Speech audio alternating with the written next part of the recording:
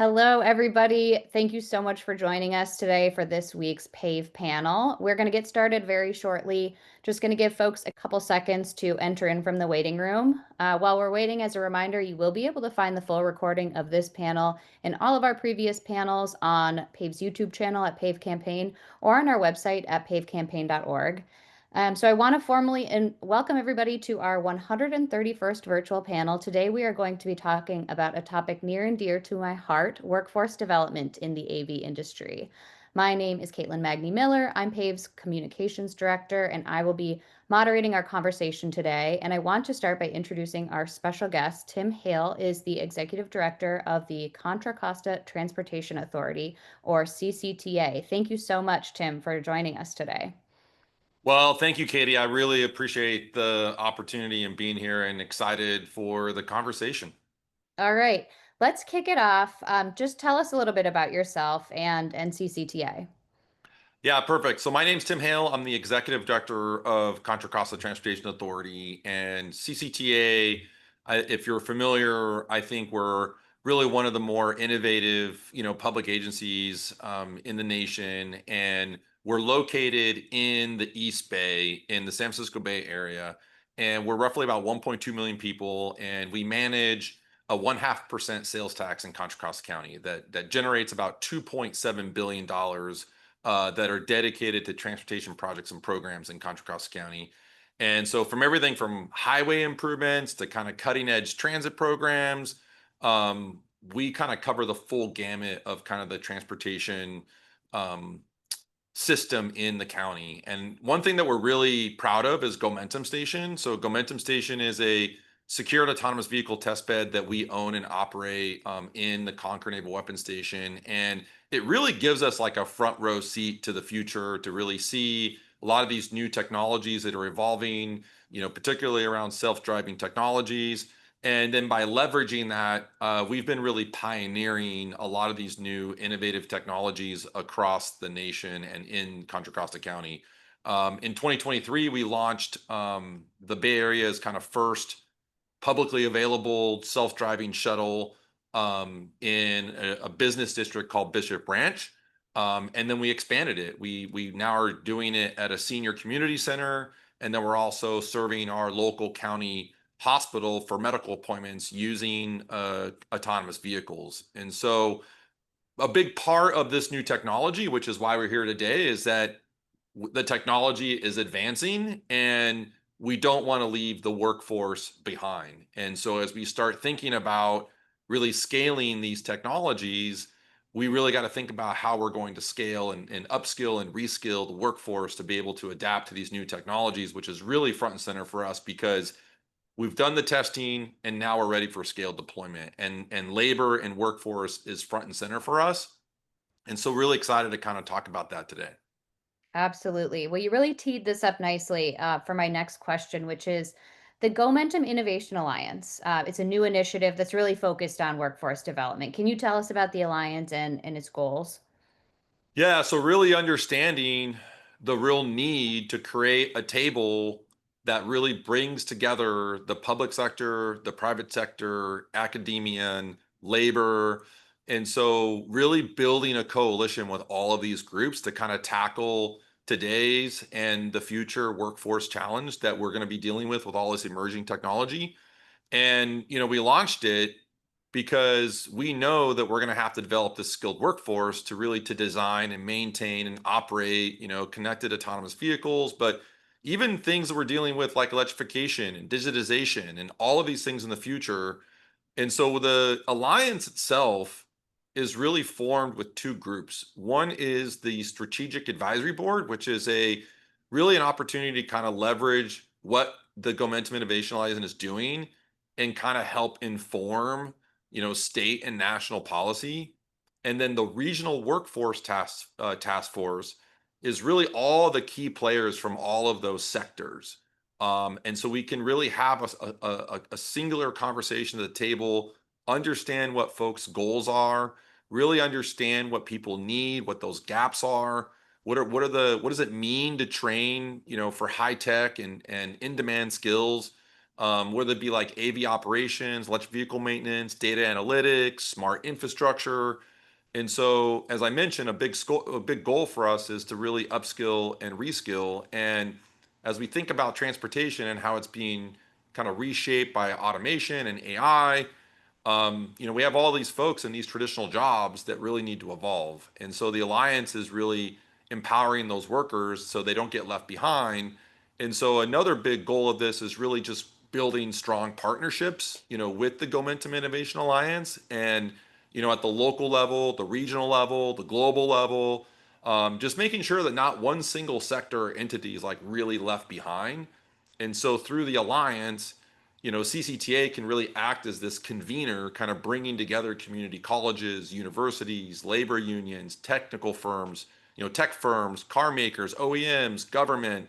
All of these folks are really needed to really set this thing up for success. And what we found, what was missing is a table. The convening part was really missing in our industry, and we felt like CCTA really needed to kind of take the lead to advance our goals, but also the goals of all of our partners as part of this GoMentum Innovation Alliance. And so we're really thinking about, you know, the ways we can leverage GoMentum Station. We've led on the technology side, and so now we need to lead on the people side. And so that way, our region's workforce, both in Contra Costa County and the Bay Area, can really thrive in the future mobility economy. Absolutely. I think you've really done a great job bringing all of these key players to the table in a way that really hasn't been done before. So it's really exciting to see, the potential that could come out of this. Now, I want to get to sort of the topic of the day, which is this gaps and needs assessment that you pulled together. Can you talk about what led you to sort of conduct the gaps and needs assessment, um, and how that came to be? Yeah, I mean, I think the gaps and needs assessment was really a couple things.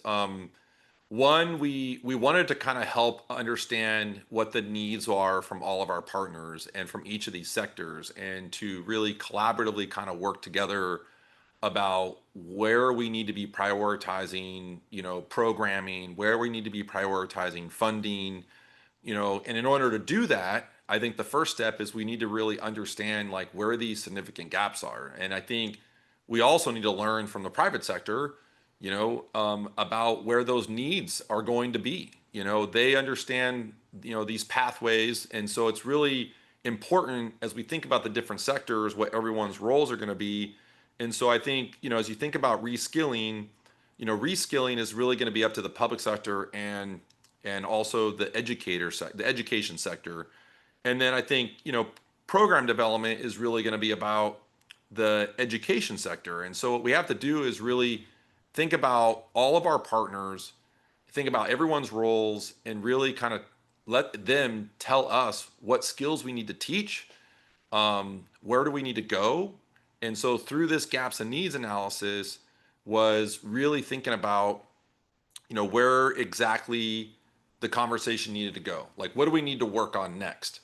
And the other part of this motivator was really just a commitment to the community and really understanding what the local benefits are going to be, what the economic growth opportunities are going to be. And so by really conducting a gaps analysis, we're just doing our homework, to make sure that when we pursue this new technology, that the workforce and our residents can work in this new space. And it's really about identifying what training programs we need to set up or support.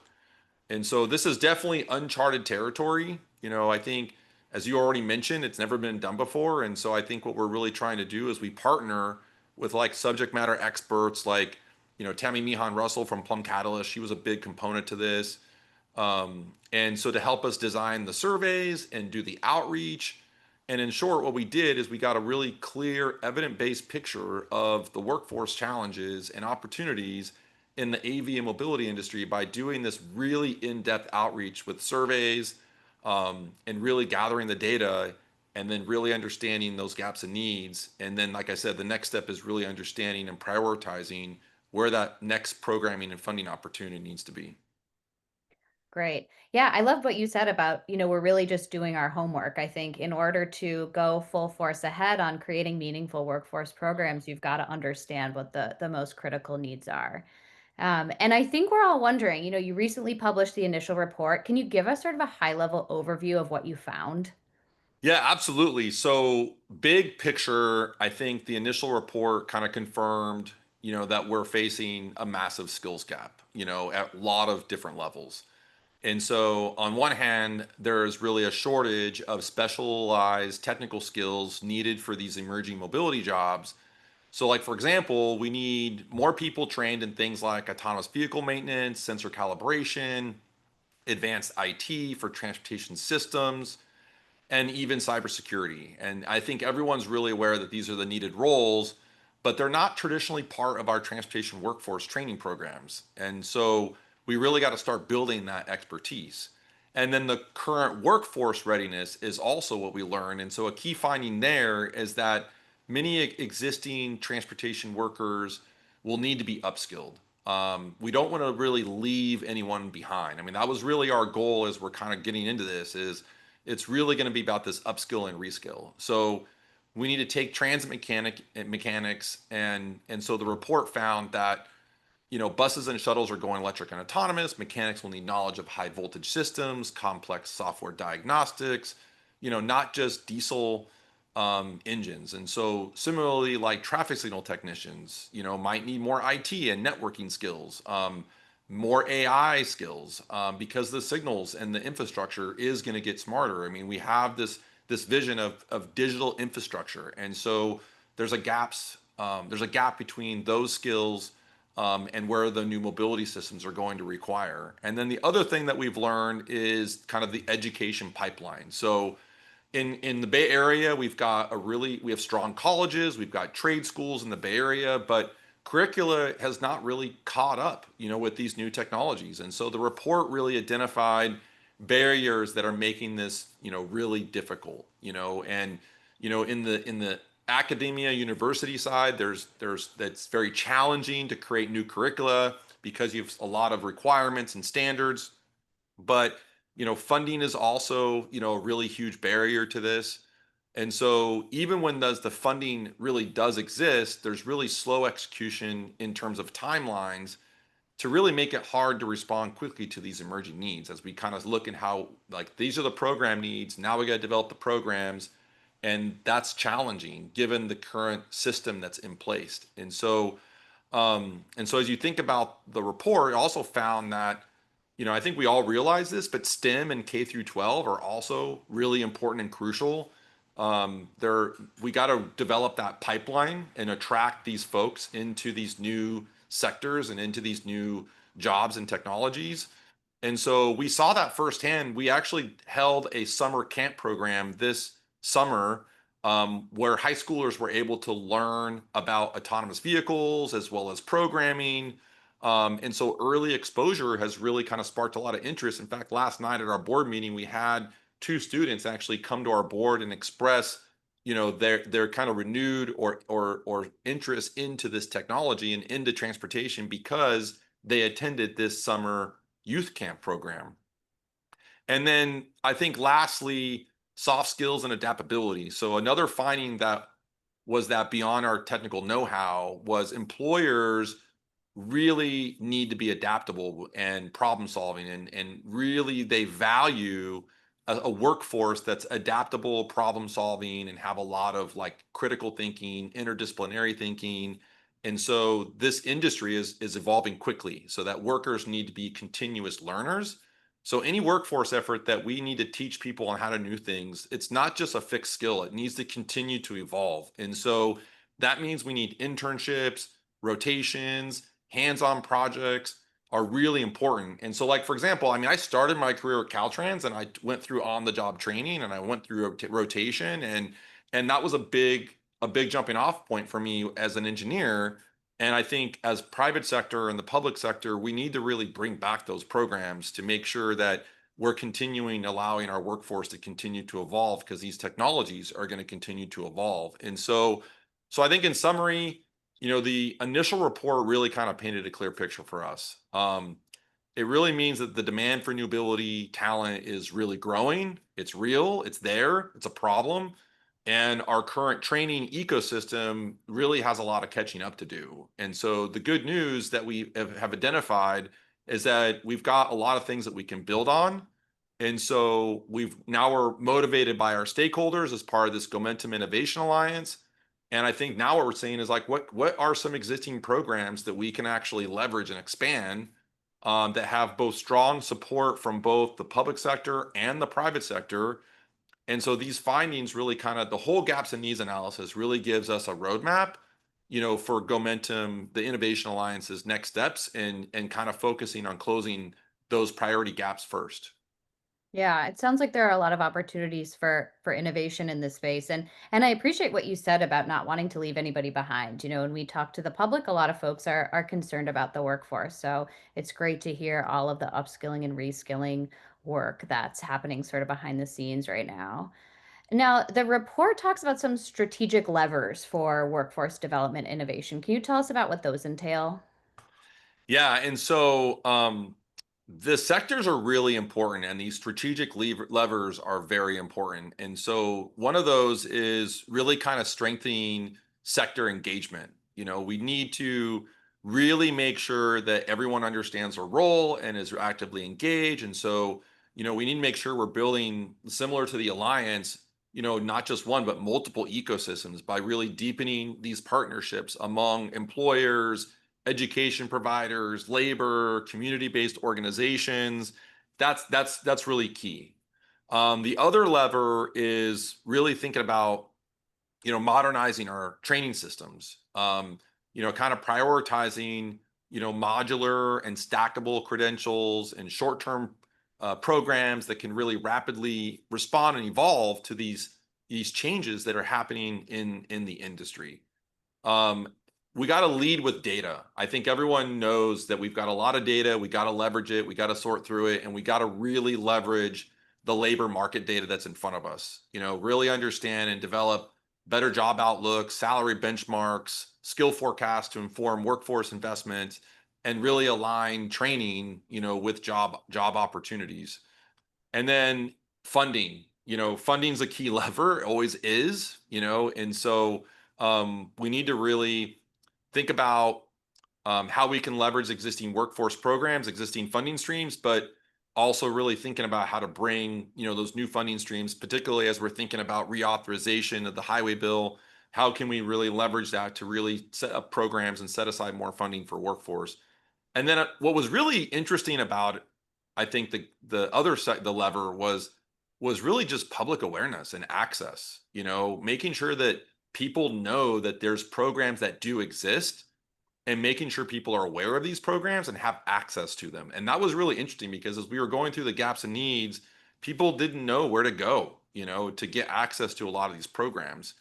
And then really kind of start embedding like non-technical skills. Looking at adaptability, communication, critical thinking. Those are really key as we start moving these jobs, I think, into more relative to modal, but really more into systems and designing systems and networks. Because that's really, I think, what's really needed in the future as you think about all these things that are starting to come together in transportation. You're going to have, you know, autonomous vehicles and air mobility and, bike share and car share and ride share and all these things. We have to do a better job of designing systems. And so that's going to take a lot of adaptability and critical thinking in the workforce, to be more resilient as technology evolves. Definitely. I think you make some really good points. And I want to step back a little bit here into a little bit more of a bigger picture question. Your assessment was really kind of focused on California, specifically the East Bay. Do you think the lessons that you've learned are more broadly applicable, or do you envision other regions sort of replicating what you've done to evaluate their own unique workforce needs? Oh, I mean, absolutely. I mean, every region faces its own challenges of aligning workforce with all of this technology. And I think in the Bay Area, we see that I feel a lot because we've got Silicon Valley, we're a tech hub in the Bay Area. And so as we think about our approach, really assessing an alliance building, coalition building, targeted action is really key, And so I think what I really liked about the work that we're doing is we hear a lot of people talking about workforce. And I think what I like about the Innovation Alliance is it's really kind of putting action in place, and really creating programs, and for example, we really learned a lot from one of our projects in Martinez. We were one of the first agencies in the United States to train a bus driver to become an autonomous vehicle operator. We worked with ATU very closely on that, and so we learned a lot from that. We learned a lot about the importance that the bus driver has in the community, and really the need for that continue that in the community. And so that really makes you wonder, like, what is going to be that role in the future. And so we have these actionable examples that we're doing, and so we need to share those things that we're learning and insights with our peers. And I think the other thing that we do is we do a good job of sharing and talking with our national partners, but also global partners, and we want to be able to replicate like what they're doing as well. We also we're starting to, I think, see a lot of this at the national level. I think the workforce needs for are being really discussed by federal agencies, industry groups like PAVE, and I think the goal is we really want to feed all this Bay Area findings that we have, into those broader conversations. And I think even like I was even in DC this week, and a lot of discussions around workforce, with the Secretary's office, with FTA, with Federal Highways, with the Transportation Infrastructure Committee.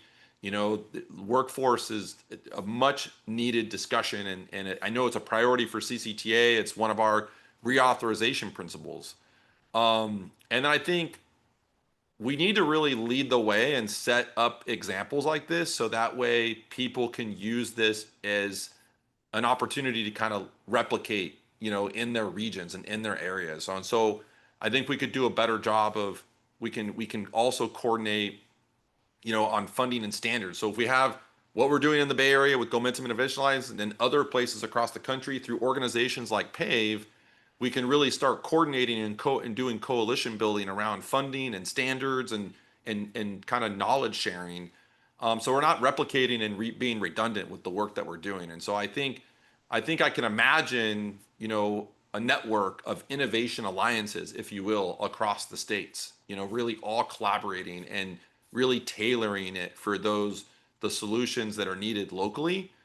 And so yeah, lessons are broadly applicable, I think, to what we're using and how we can leverage this gaps and needs assessment. So, and I think we're finding a lot. And so if anyone's really listening from other regions, or by all means adapt what we've done. I think it's funny. I always think that, like, um, plagiarizing is the best compliment. You take that, build it somewhere else. And we're happy to really share our playbook and even partner up with anyone on the call here, because really our ultimate goal here is to be able to really prepare the workforce, and really get to this kind of scale deployment of these new technologies. That's very cool. And I think exactly what you've done can serve as a great starting point for other regions looking to, look at workforce needs in their own region. Like you said, they're very, dependent on your area. So given these findings, what's next? What recommendations or strategies are you seeking to implement in the near term and then also in the longer term? So with the near term, we are continuing to formalize the roles and the collaboration within this strategic advisory board that we set up, and the regional workforce task force that we set up. And so we want to make sure that we've got everyone feels like they're being heard, being well represented, and really doing that coalition building. I think that's really important as we're trying to build trust, among all these sectors. And then I think in it really starting to explore, some technology competency courses, um, and determine how we can kind of start fitting these into the current training and education systems. So like as we expand on really hands-on exposure opportunities, think about summer camps, internships, externships, demo days.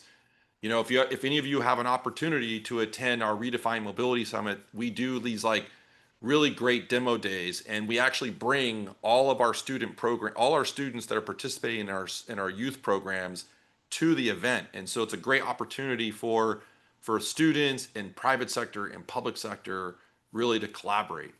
And then we're also continuing to use, you know, a lot of our projects as kind of these living labs for on-the-job training. So as I mentioned, our May Mobility project, the next immediate one that we really want to start working on is really thinking about remote monitoring and transitioning to remote monitoring. And then, like I mentioned earlier, public awareness is really key here, and making sure everyone has access and knows to get this information. So I think our near-term goal is to really launch more public awareness campaigns to really improve the understanding of these careers, these pathways, do the storytelling, the digital platforms, and then long-term wise, it's really getting modular, really being adaptable and stackable, and being able to do these industry aligned credentials that really can kind of keep up with the pace of technology.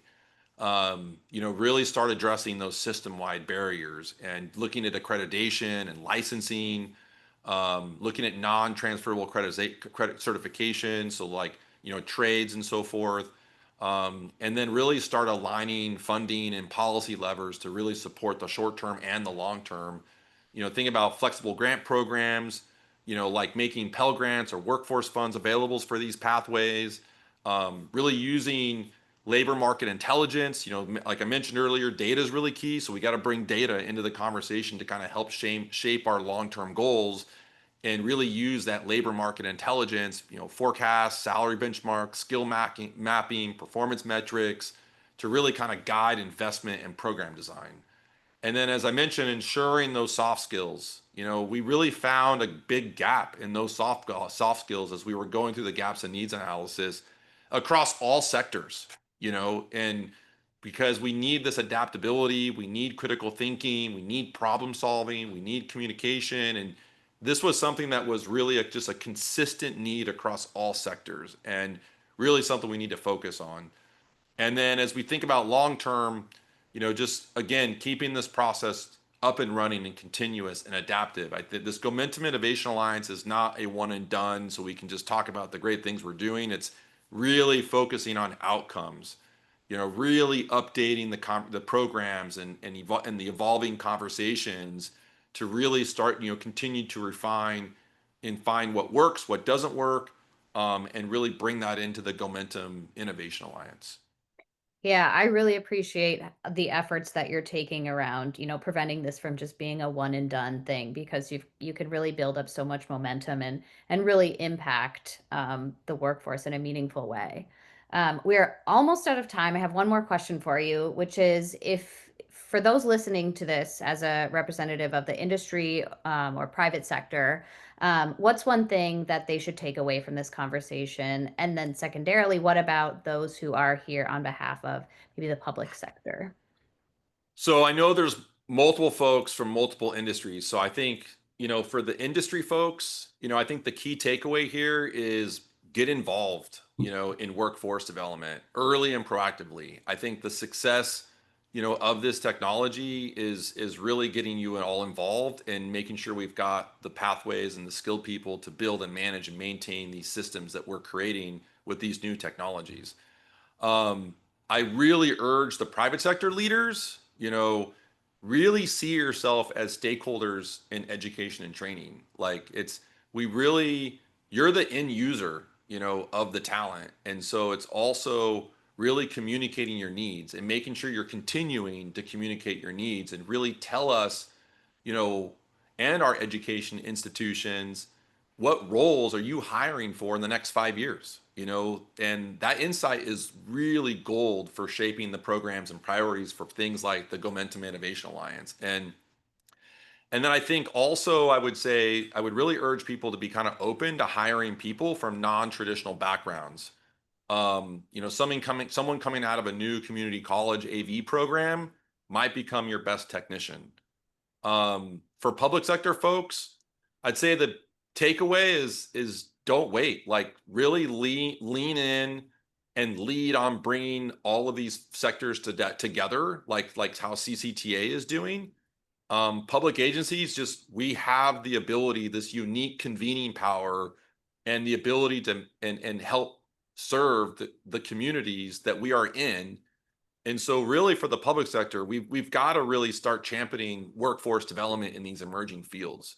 If you're a transit agency, a city, a DOT, we got to start, you need to start those conversations with your local colleges, universities, and employers about those future skills. And so really take a page out of our playbook. And, when we pursue autonomous vehicle projects, we're simultaneously starting to ask, how do we prepare our community's workforce for this? And so it's a really kind of baking and continuing to talk about the workforce in every conversation, not just, focusing on just the delivery of that vehicle to the project, or that new software to the project. It's just making sure that workforce is always part of the conversation. And then for everyone on the phone, I mean, I think everyone, or on the call, everyone knows collaboration's key. And reaching out to counterparts in other regions and partners and working with PAVE. I mean, PAVE is such a great organization. And if you're not a member of PAVE, I highly recommend that you become a member, because this is where we can have these national discussions and share best practices and share resources. So that way we're not standing alone, and be able to take advantage of everyone's resources. And I would say another point for the public sector is to really ensure, access, and really this, making sure that people are aware of the programs that are out there and exist within your region. I mentioned earlier, like, awareness is really key. And so when we're designing these workforce initiatives, consider things, like stipends for training educators, but also really make sure people are aware of the opportunities, and really be champions, to really share what's happening there in your local community. And finally, I know this is a lot. Finally, um, both private and public sector listeners, the main theme here is that technology innovation and workforce development just go hand in hand. And so we have to collaborate across those sectors. And so we really need to create these kind of virtuous cycle where we need new technology deployments are creating local jobs, and skilled local workforce attracts a lot of this technology investment. And I think the time is right. I mean, the more programs we have like this, hopefully the opportunity is to really attract funding to your region. And I think the synergy is like what we're striving here in Contra Costa, and hopefully we can be a model, for all of you in the future. And I think lastly, just everyone takes ownership. We all have a role in this. And we really truly need to bridge the gap between the innovation and the workforce needs. And like I said, just not here in the Bay Area, but everywhere across the country. Very well said, Tim. Always appreciate your insights on this topic. Unfortunately, we're out of time, but thank you so much for taking the time to join us today. And thanks to all of those who attended on Zoom. Really appreciate your participation. As a reminder, we will post the full recording on our YouTube channel and later today on our website. So if you want to share it with a friend or a colleague, you're welcome to do so. Thanks again, everybody. We'll see you next time.